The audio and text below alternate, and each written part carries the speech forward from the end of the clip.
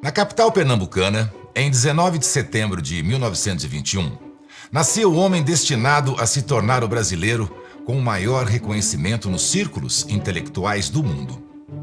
Formado em Direito pela Universidade do Recife, foi no contato com seu povo que descobriu sua verdadeira missão: combater a ignorância que escravizava os afligidos pela dura realidade nordestina.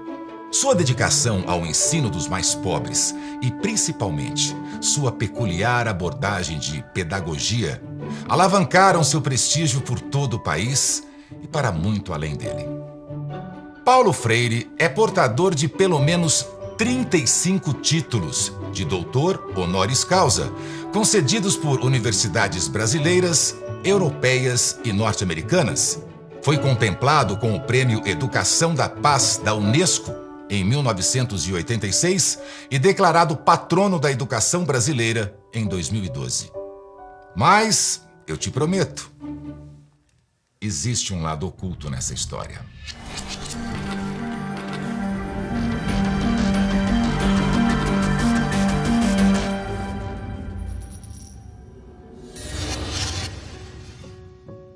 A partir de experiências educacionais com analfabetos de sua região natal, o Nordeste, Paulo Freire desenvolveu na década de 60 seu método de alfabetização de adultos.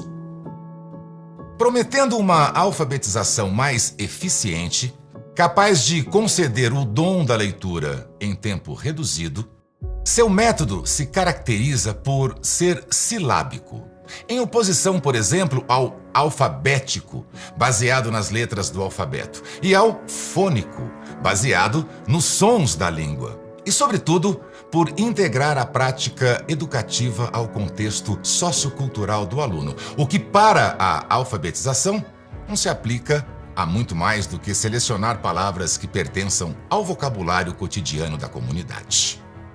A única iniciativa de implementação em massa do método Paulo Freire foi idealizado pelo governo João Goulart em seu Plano Nacional de Alfabetização, interrompido ainda em seus primeiros meses pelo golpe militar de 64.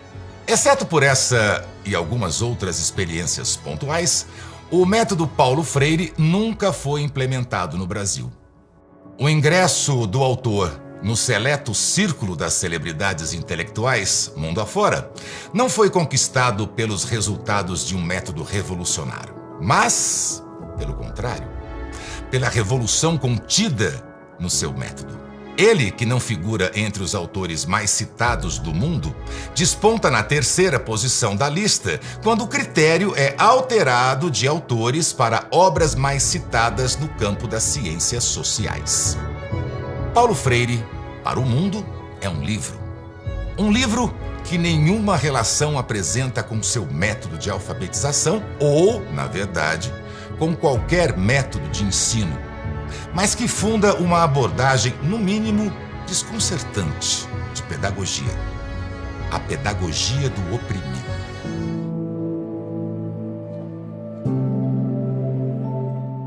A pedagogia do oprimido parte da crítica ao que Paulo Freire denomina educação bancária, em uma analogia entre os depósitos bancários e o depósito do conteúdo programático nos alunos.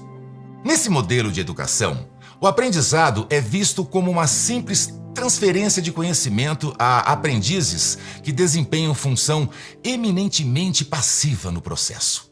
A alternativa proposta no livro é a educação libertadora, também chamada de dialógica ou problematizadora, em que os alunos participam ativamente do aprendizado, desenvolvendo pensamento crítico e consciência social. Porém, ainda que suas definições sejam simples, esses conceitos, assim como quase qualquer outro extraído da pedagogia do oprimido, não são o que parecem. Nenhuma incursão no pensamento de Paulo Freire é possível sem a prévia desativação de suas onipresentes armadilhas linguísticas. Um exuberante festival de metáforas, eufemismos e paradoxos conferem à obra uma diversidade de barreiras interpretativas, quase esotérica. Visto de fora, Através das frases citadas à exaustão em meios acadêmicos e mediáticos, o livro parece significar algo que somente os verdadeiros iniciados na hermenêutica freiriana sabem que não foi o que o autor quis dizer. Estamos falando de um autor que não raramente produzia parágrafos como: na verdade, não há eu que se constitua sem um não-eu. Por sua vez, o não-eu, constituinte do eu, se constitui na constituição do eu constituído. Uma outra camada de proteção do verdadeiro significado de suas palavras é a incredulidade daqueles que venham a descobri-lo. A ideia de que um pedagogo, e principalmente o mais reverenciado dos pedagogos, afirme, como veremos, que a educação não está correta senão instigar a raiva, que a violência é uma forma de amor e que o assassinato deve ser cometido em nome da vida, parece tão inconcebível por qualquer imaginação sã que obriga o leitor a questionar sua própria capacidade interpretativa. Dessa forma, um primeiro contato com a noção de educação bancária dificilmente deixaria de produzir rejeição a ela. Parece ser ponto pacífico entre as pessoas razoáveis que o envolvimento dos alunos nas lições com sua participação ativa e crítica produza estímulo cognitivo, bem como uma amplitude de pontos de vista fundamentais para o desenvolvimento mais pleno do indivíduo. Porém, a pedagogia do oprimido não é um método de ensino, e o desenvolvimento pessoal dos estudantes, como Paulo Freire ainda vai nos lembrar em diversas passagens, não está entre suas preocupações. Como sugere o próprio título da obra, a premissa central assumida por Paulo Freire é de que a sociedade se divide entre opressores e oprimidos. Dessa forma, as críticas que tece à educação bancária, longe de denunciarem as limitações cognitivas de aprendizado ou de crescimento pessoal em que ela incorre, tem foco exclusivo no suposto papel que desempenha nas dinâmicas sociais de opressão. Citando Simone de Beauvoir, segundo a qual os opressores pretendem transformar a mentalidade dos oprimidos e não a situação que os oprime, Paulo Freire enxerga a educação bancária como uma maquiavélica estratégia de dominação de mentes, em que, reduzidos ao papel de receptores passivos de conhecimento, os oprimidos são domesticados pelo ensino dos opressores. Abre aspas. Na medida em que esta visão bancária anula o poder criador dos educandos ou minimiza, estimulando sua ingenuidade e não sua criticidade, satisfaz aos interesses dos opressores. Para estes, o fundamental não é o desnudamento do mundo, a sua transformação. O seu humanitarismo e não humanismo está em preservar a situação de que são beneficiários. Fecha aspas. Para Paulo Freire, uma conjuntura em que opressores e oprimidos vivam em harmonia, ou seja, a negação de uma inexorável luta de classes, só pode existir no discurso manipulador de quem oprime. Abre aspas. Não podendo negar, mesmo que o tentem, a existência das classes sociais em relação dialética umas com as outras, em seus conflitos, falam na necessidade de compreensão, de harmonia entre os que compram e os que são obrigados a vender o seu trabalho. Harmonia, no fundo, impossível pelo antagonismo indisfarçável que há entre uma classe e outra. Fecha aspas. Ao definir as classes em conflito como aqueles que compram e os que são obrigados a vender o seu trabalho, Paulo Freire evidencia a influência do materialismo histórico marxista em seu pensamento, além de atestar, para além de qualquer dúvida razoável, que o sistema opressor a que se refere nada mais é que o capitalismo. Anos mais tarde, em seu livro Pedagogia da Autonomia, A confissão aconteceria em linguagem mais direta. Abre aspas. Sou professor contra a ordem capitalista vigente que inventou esta aberração. A miséria na fartura. Fecha aspas. O anticapitalismo de Paulo Freire, em grande parte, é fruto do tempo em que suas convicções amadureceram.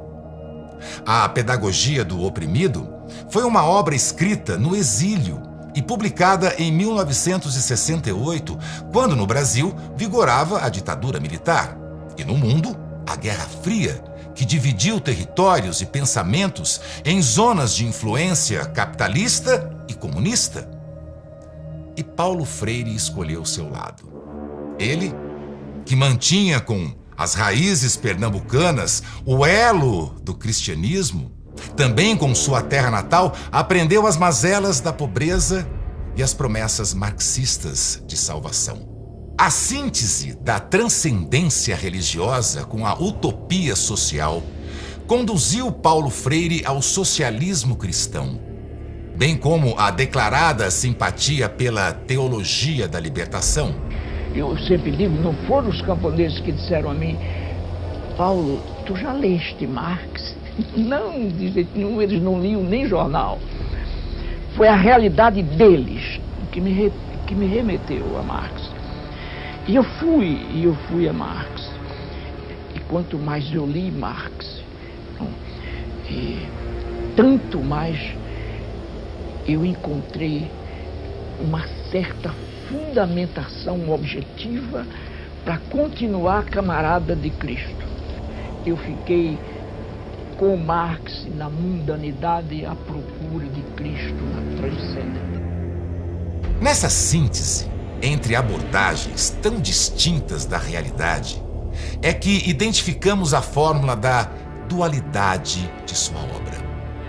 Paulo Freire aplica as mais elevadas abstrações da moralidade cristã, como amor, humanização e biofilia, amor à vida, à materialidade atroz da praxis revolucionária marxista. A perversão do cristianismo tradicional pode ser encontrada, por exemplo, no tratamento que Paulo Freire dá à instituição familiar. As famílias defendidas pelos adeptos das denominações cristãs majoritárias como núcleos basilares de amor e acolhimento são condenadas na pedagogia do oprimido como perpetuadoras da opressão vigente na sociedade de classes. Abre aspas. As relações pais-filhos nos lares refletem, de modo geral, as condições objetivo-culturais da totalidade de que participam. E se estas são condições autoritárias, rígidas, dominadoras, penetram nos lares que incrementam o clima da opressão. Fecha aspas. Mas se a família não é para Paulo Freire uma referência de amor, então quem poderia ser? Naturalmente, o homem que pregava o ódio como fator de luta, capaz de converter o revolucionário em uma fria máquina de matar. O guerrilheiro que confessava viver sedento de sangue e que a ação mais positiva e forte é um tiro bem dado. Che Guevara. Abre aspas. O que não expressou Guevara, talvez por sua humildade, é que foram exatamente esta humildade e a sua capacidade de amar que possibilitaram a sua comunhão com o povo. Este homem excepcional revelava uma profunda capacidade de amar e comunicar-se. Fecha aspas. Longe de ser o único ícone da Revolução Socialista citado como referência moral e ideológica na pedagogia do oprimido, Che Guevara tem a companhia de nomes como Fidel Castro, Lenin, Mao Tse-tung, líderes de ditaduras que figuram entre as mais opressoras de que temos conhecimento. E na obra em que a exaltação de líderes opressores convive com a defesa da liberdade, nenhum conceito tem a interpretação mais corrompida pelo seu uso fora de contexto que o de educação libertadora. Parece evidente que uma educação que liberte da pobreza por meio de conhecimento e capacitação, descortinando para cada aluno um leque de caminhos promissores a serem trilhados, seja uma meta almejada na formação escolar. Mas não para Paulo Freire. Antes que o leitor conclua que o êxito pessoal dos estudantes possa estar entre os propósitos do ensino, o autor se apressa em denunciar essa ideia como mais um ardil da manipulação promovida pela burguesia opressora. Abre aspas. Insistindo as elites dominadoras na manipulação, vão inoculando nos indivíduos o apetite burguês do êxito pessoal. Fecha aspas. Sendo assim, um ensino que desperte nos oprimidos o desejo de ascender socialmente dentro do sistema de classes não configura uma educação libertadora, como nos lembra a famosa frase atribuída a Paulo Freire. Quando a educação não é libertadora, o sonho do oprimido é ser o opressor. Para Paulo Freire, enquanto a busca por êxito pessoal é sintoma de uma aderência ao opressor, a verdadeira libertação tem caráter coletivo e só se realiza mediante o despertamento da consciência de classe dos oprimidos. Abre aspas. A sua visão do homem novo é uma visão individualista. A sua aderência ao opressor não lhes possibilita a consciência de si como pessoa, nem a consciência de classe oprimida. Fecha aspas. E de que maneira uma educação que desperte a consciência de classe dos oprimidos pode conduzir à verdadeira libertação? Ora, levando o aluno não a lutar por uma reinserção no sistema de classes vigente, mas sim a lutar pelo fim do sistema de classes vigente. A libertação, por isso, é um parto, e um parto doloroso. O homem que nasce deste parto é um homem novo que só é viável na e pela superação da contradição opressores-oprimidos, que é a libertação de todos. A ideia de que a verdadeira emancipação só pode ser coletiva e acontecer mediante a superação dos conflitos entre opressores e oprimidos não é original. Paulo Freire está apenas replicando o pensamento de um outro autor. Abre aspas. Atualmente, foi alcançado um estágio em que a classe explorada e oprimida, o proletariado, não consegue alcançar a sua emancipação sem, ao mesmo tempo e de uma vez por todas, emancipar a sociedade como um todo, de toda a exploração, opressão, distinção de classes e luta de classes. Fecha aspas. Friedrich Engels, O Manifesto Comunista. De maneira ainda mais surpreendente, a educação libertadora de Paulo Freire, ao mesmo tempo que propõe o desenvolvimento do senso crítico, também estabelece previamente o modo certo de pensar. O que não surpreende é que esse pensar certo seja nada menos que a consciência revolucionária. Abre aspas. Chame-se a este pensar certo de consciência revolucionária ou de consciência de classe, e é indispensável a revolução, que não se faz sem ele. Fecha aspas. Mas a contradição entre o pensamento crítico e a imposição de um pensar certo não passou despercebida por Paulo Freire, que oferece, do livro, uma solução para ela. Em mais uma de suas construções argumentativas tortuosas, ele propõe que os oprimidos, por serem vítimas do domínio mental dos opressores, sejam meros hospedeiros de pensamentos que eles não pensam por si mesmos. Abre aspas. Há de desconfiar, sempre desconfiar, da ambiguidade dos homens oprimidos. Desconfiar dos homens oprimidos não é propriamente, desconfiar deles enquanto homens, mas desconfiar do opressor hospedado neles. Fecha aspas. Dessa forma, a educação libertadora de Paulo Freire nada mais é que a libertação conquistada pelo oprimido do pensamento do opressor hospedado nele. E como no modelo marxista adotado por Paulo Freire, o desejo único do opressor é o de preservar os privilégios alcançados às custas da exploração alheia. Uma educação que liberte só pode ser aquela que, como nós vimos, promova o pensar certo, ou seja, o despertamento da consciência de classe e o ímpeto revolucionário. Na pedagogia do oprimido, a educação problematizadora e o pensamento crítico são aqueles capazes de livrar o aluno da manipulação do opressor que o impede de aderir à revolução. Reforçando a tese de que, se um oprimido se opõe à revolução, é porque o opressor está pensando por ele, ou seja, é porque esse oprimido não recebeu uma educação libertadora. Paulo Freire afirma: daí que, enquanto os oprimidos sejam mais o opressor dentro deles mesmos, seu medo natural à liberdade pode levá-los à denúncia, não da realidade opressora, mas da liderança revolucionária.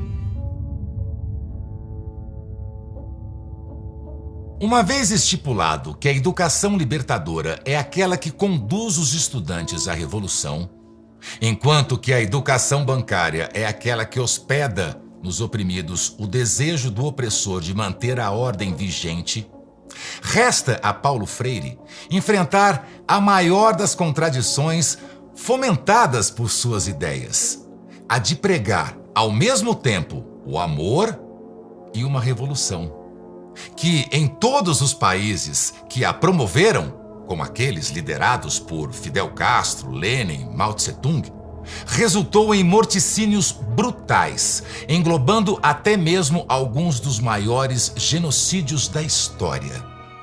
É quando o malabarismo retórico da pedagogia do oprimido deixa de ser apenas tortuoso para também ganhar traços perturbadores. A linha argumentativa de Paulo Freire começa por justificar qualquer violência praticada pelos oprimidos, definindo-a como mera retribuição de uma suposta violência do opressor. Como poderiam os oprimidos dar origem à violência se eles são resultado de uma violência? Inauguram a violência os que oprimem, os que exploram, os que não se reconhecem nos outros, não os oprimidos, os explorados, os que não são reconhecidos pelos que os oprimem como outro. Porém, não condenar a violência praticada pelo oprimido não é suficiente para Paulo Freire. É preciso incitá-la. Para o homem que reconhece em Che Guevara, mas não na família, uma referência de amor, não surpreende que o amor só possa se manifestar na violência. Abre aspas. Na verdade, porém, por paradoxal que possa parecer, na resposta dos oprimidos à violência dos opressores é que vamos encontrar o gesto de amor.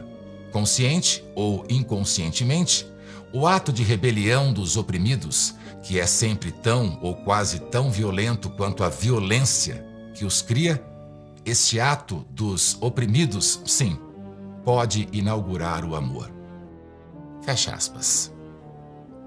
Ciente de que o ódio de classes é um combustível poderoso da violência revolucionária, Paulo Freire, na Pedagogia da Autonomia, afirma estar errada uma educação que não instigue a justa raiva. Abre aspas. Está errada a educação que não reconhece na justa raiva, na raiva que protesta contra as injustiças, contra a deslealdade, contra o desamor, contra a exploração e a violência, um papel altamente formador. Fecha aspas. Seguindo na exaltação da insurgência violenta contra os opressores, Paulo Freire produz a passagem que poderíamos eleger como a mais representativa de sua obra, assimilando em uma frase os mais característicos recursos da linguagem freiriana.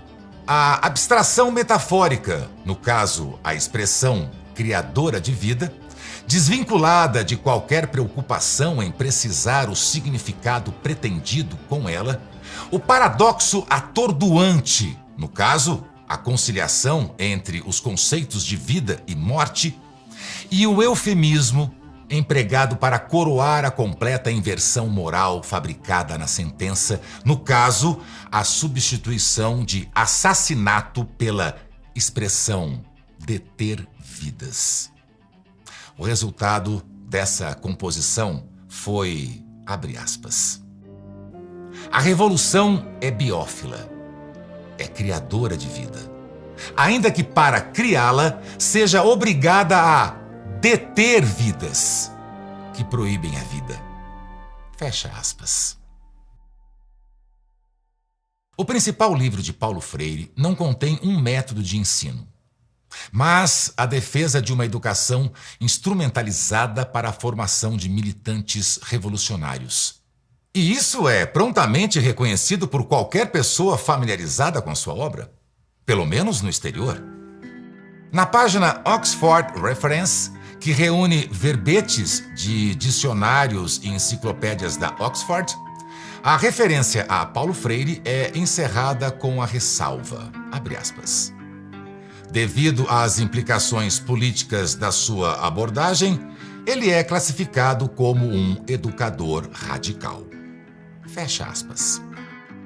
No glossário da Harvard Divinity School, Paulo Freire é descrito como alguém cuja ideologia expressou, em partes iguais, Jesus Cristo e Karl Marx. Em publicações jornalísticas e livros das mais diversas orientações, referências a Paulo Freire vêm frequentemente adjetivadas de marxista ou socialista. O reconhecimento de Paulo Freire no exterior em nada se compara com o que ele recebe no Brasil. Seu prestígio internacional, restrito quase que inteiramente aos círculos acadêmicos, se deve ao fascínio que o marxismo e suas derivações exercem nos ambientes de especulação teórica das ciências sociais.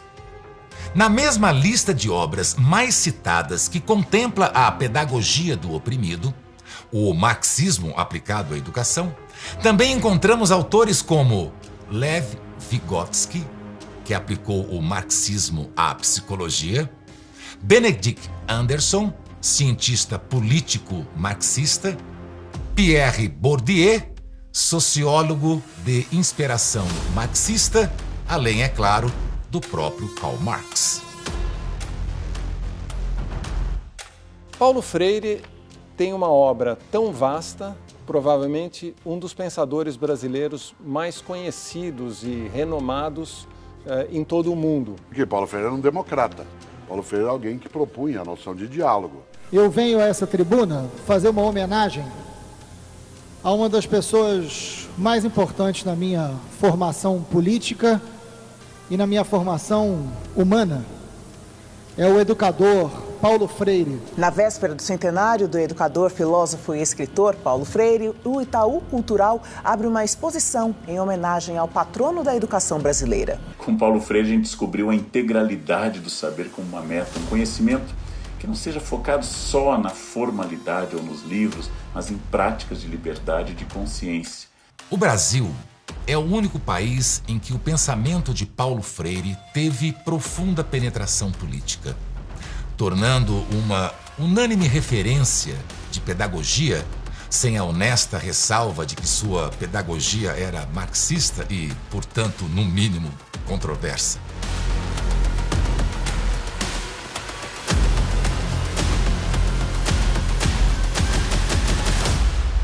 Ironicamente, o maior defensor de uma pedagogia capaz de libertar os oprimidos da imposição de pensamento dos opressores, tornou-se, ele próprio, o pensamento imposto por todo o discurso oficial das classes dominantes do nosso país.